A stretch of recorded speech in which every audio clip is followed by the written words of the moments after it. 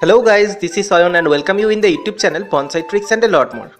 दोस्तों, एक छोटा सा पौधा से कैसे बॉन्साई बनाया जाता है उसके बारे में बात करूंगा। उसके ऊपर क्या क्या काम करना पड़ता है उसके बारे में भी बात करूंगा और सॉइल बनाने का तरीका और बहुत सारे टिप्स एंड ट्रिक्स भी दूंगा। तो चलिए इस वीडियो को शुरू करते हैं और स्टार्टिंग से लेकर एंड तक देखते हैं। Let's start of 3 years of journey.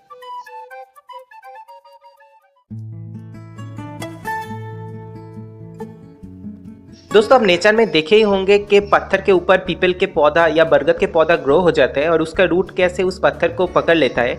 इस प्रोसेस को हम बॉन्साई में भी दोहरा सकते हैं। इस प्रोसेस को रूट ओवर रॉक प्रोसेस कहते हैं। दोस्तों, ये 3 साल पहले का तस्वीर है और 1.5 साल बाद इसका ग्रोथ देखिए। ये पत्थर को अच्छी तरीके से पकड़ लिया है और ये बहुत सारे लंबा भी हो गया है। इसका रूट भी थिकन हो गया है, जो एक बॉन्साई का मेन कैरेक्टरिस्टिक होता है। और यहाँ पर एक ब्रांच था, जो ब्रांच मुझे अच्छा नहीं लगा था, तो इस ब्रांच को मैं काट दिया यहाँ से। देखिए आप कैसे ये होल हो गया है, लेकिन कोई बात नहीं, ये होल अच्छे से फिल हो जाएगा। अब देखिए ये प्लांट कितना बड़ा हो गया है। ये लगभग 15 फुट के आसपास इसका हाइट बन गया है। बहुत सारे लोग ये टेंशन में रहते हैं कि उसके बॉन्साई का ट्रंक कैसे थिक होगा। तो बॉन्साई का ट्रंक थिक करने का यही तरीका है कि इस प्लांट को ग्रो होने दिया जाए और जितना लंबा आप कर सकते हैं कर लीजिए। उसके बाद एक सूटेबल हाइट पकड़ के आपको काट देना है। नाउ इस कट लगाने का 10 दिन बाद आप देख सकते हैं छोटे छोटे ब्रांचेस निकल के आ रहा है और उसके 5 दिन बाद ये ब्रांचेस डेवलप करना स्टार्ट हो गया है। यहाँ से मैं इस बॉन्साई को स्टार्ट करूँगा और उसके 6 महीने बाद आप देख सकते हैं कैसे बहुत सारे ब्रांचेस आ गया है। अब कोई भी ब्रांचेस जब बड़ा हो जाएगा और डिजायर्ड थिकनेस पा जाएगा तब तो आप इसको काट दीजिए और वहाँ से नए नए छोटे छोटे ब्रांचेस निकल के आएगा। दोस्तों, चलिए बात कर लेते हैं सॉइल कैसे बनाए जाते हैं। बॉन्साई सॉइल के लिए आपको चाहिए सैंड। इट्स एंड बेस्ड रहता है और कोकोपीट। अगर आपके पास कोकोपीट नहीं है तो आप इस स्टेप को स्किप कर सकते हैं। और ये है परलाइट। दोस्तों, अगर परलाइट आपके पास नहीं है तो आप ईंट के टुकड़े भी यूज कर सकते हैं और कंपोस्ट के जगह आप वर्मी कंपोस्ट डालेंगे तो बेटर होगा। लेकिन कोई बात नहीं, अगर आपके पास वर्मी कंपोस्ट भी नहीं है तो आप काउडंग मैन्योर से भी काम चला सकते हैं।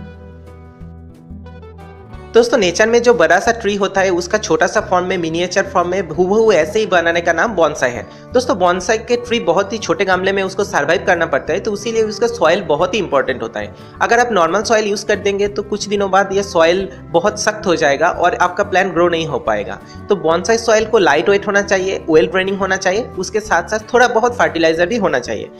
दोस्तों, बहुत सारे लोग सोचते हैं कि बॉन्साई एक बहुत ही एक्सपेंसिव हॉबी है, इसके लिए बहुत ही कॉस्टली इक्विपमेंट बाय करना पड़ता है। लेकिन कोई बात नहीं, आप हर कुछ इक्विपमेंट घर में बना सकते हैं, जैसे कि ये बॉन्साई पॉट। दोस्तों, अगर आप बॉन्साई पॉट ऑनलाइन से परचेस करने जाएंगे या फिर कोई बॉन्साई शॉप से परचेस करना चाहेंगे तो आपको मिनिमम 1000 से लेकर 10,000 तक पड़ेगा। लेकिन ये जो सीमेंट का बॉन्साई पॉट है ये बहुत ही खूबसूरत है, काम चलाऊ भी है और इसको आप घर में भी बना सकते हैं। अगर आप जानना चाहते हैं कैसे इस बॉन्साई पॉट को बना सकते हैं तो मुझे कॉमेंट सेक्शन में लिख के बताइए। मैं एक बॉन्साई पॉट मेकिंग के बारे में भी वीडियो डाल दूंगा।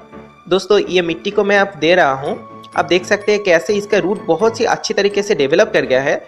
दोस्तों, बॉन्साई बनाने का जो फॉर्मूला है, पहले आप रूट डेवलप कीजिए, उसके बाद ट्रंक डेवलप कीजिए और उसके बाद ब्रांचेस। इसको RTB फॉर्मूला कहते हैं। Friends, to make a perfect bonsai first you have to develop the root system, then the trunk and then the branches. To develop branches, you have to prune just above first or second set of outward facing leaves.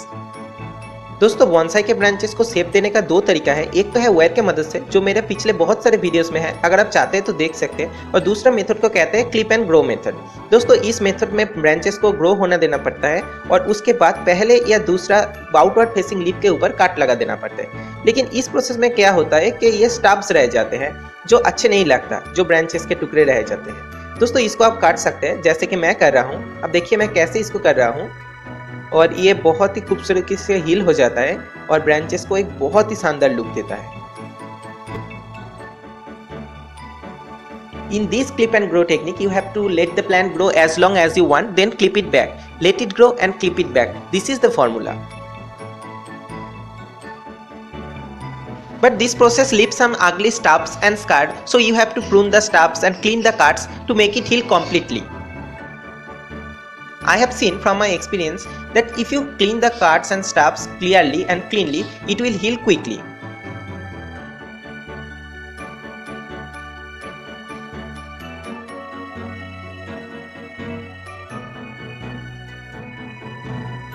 दोस्तों आप देख सकते हैं इसके leaf कितने बड़े बड़े हो गया है। दोस्तों बॉन्साई तभी खूबसूरत लगेगा जब लीव्स छोटे छोटे होंगे। तो लीफ को छोटा करने के लिए आपको हर कुछ 6-7 महीने बाद सभी लीफ को हटा देना पड़ता है, और जब नया नया लीफ इसमें से निकल के आएगा तब छोटा छोटा लीफ निकलेगा। To reduce the size of the leaves, you have to defoliate entirely your plant once or twice in a year.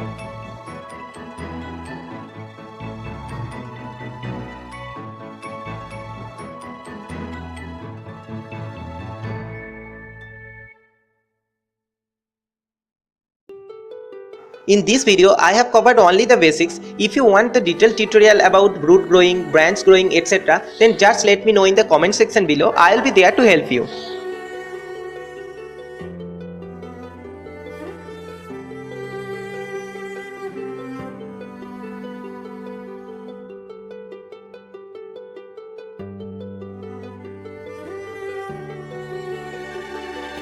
दोस्तों अगर बॉन्साई के ऊपर आप कोई दूसरा ट्यूटोरियल चाहते हैं या फिर वर्कशॉप चाहते हैं तो मुझे आप कांटेक्ट कर सकते हैं। मैं उसके बारे में आपको पूरी हेल्प करूंगा। और इंडिया के कौन सा शहर में आप ये वर्कशॉप चाहते हैं मुझे कमेंट सेक्शन में प्लीज़ एक बार लिख के बताइए, मैं उसको अरेंज करने का कोशिश करूंगा।